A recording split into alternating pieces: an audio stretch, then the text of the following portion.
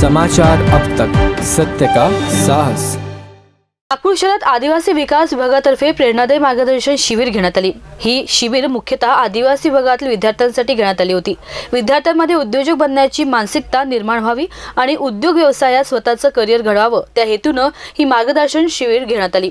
जगात बेरोजगारीचा प्रश्न निर्माण होत असताना युवकांनी उद्योग व्यवसायाकडे वळावं असा या शिबिराचा मुख्य विषय होता। या कार्यक्रमाचे अध्यक्ष आदिवासी विकास विभागाचे अपर आयुक्त रवींद्र ठाकरे होते, तर आदिवासी विकास विभागाचे उपायुक्त दशरथ कुडमथे यांनी कार्यक्रमाला लाभलेले प्रमुख पाहुण्यांचे पुष्पगुच्छ देऊन स्वागत केले।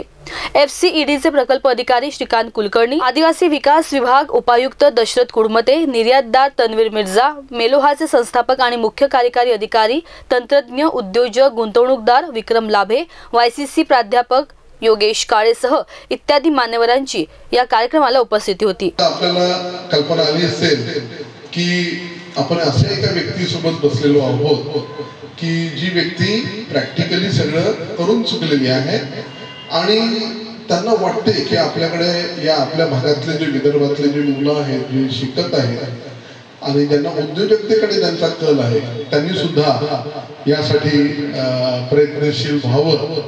ठीक आहे, 42,000 कोटी जर म्हटलं तर महाराष्ट्राच्या अर्थव्यवस्थेच्या जवळपास अर्धी, बरोबर ना, महाराष्ट्राच्या अर्थव्यवस्थेच्या अर्धी अर्थव्यवस्थेचं म्हणजे तेवढी किंमत असलेला स्टार्टअप त्यांनी घेतलेला आहे। या शिबिराला जवळपास 70 ते 80 विद्यार्थ्यांचा सहभाग लाभला होता।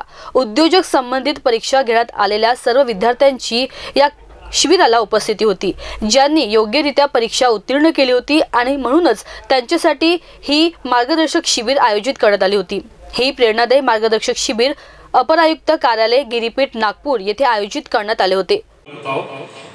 इवन कोरोना काळमध्ये जे आपण मदत केली आणि ज्या धडाडीने तुम्ही आदिवासी डिपार्टमेंट खास करून म्हणजे संपूर्ण आदिवासी विकास विभागाला सॅल्यूट करावं वाटते, कारण हा असा एकमेव विभाग आहे जो अतिशय विपरीत परिस्थितीमध्ये काम करत आहे। भरपूर चॅलेंजेस आहे आणि मला खूप मोठं सौभाग्य आहे की मी जवळपास 97 पासून या विभागासोबत ATC असतील, PO असतील किंवा ऑर्डर्स असतील त्यांच्यासोबत काम करायची संधी मिळाली।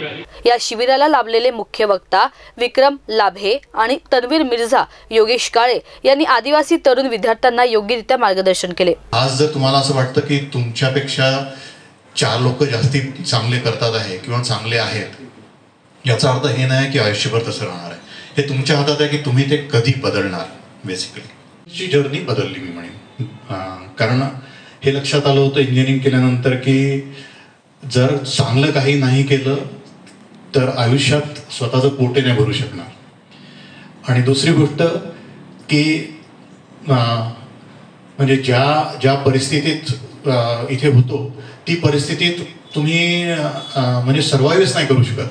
त्यामुळे वन वे स्ट्रीट सारखं मी कॅनडाला जाणं बघितलं की तिथे गेलो आहे, तिथे किती आणि ती कॅनडामधली टॉप 3 युनिव्हर्सिटीज पैकी एक होती, म्हणजे एकदम टॉपचं कॉलेज। तर मला हे माहिती होतं की तिथे खूप कठीण राहणार, पण हे मनात ठरवलं होतं की तिथे जे करावं लागलं ते करायचं, कारण परत येण्याचा चॉईसच नाहीये। समाचार अब तकसाठी व्हिडिओ जर्नलिस्ट अमोल तुमसरेसह रिंकू पानतावणे, नागपूर।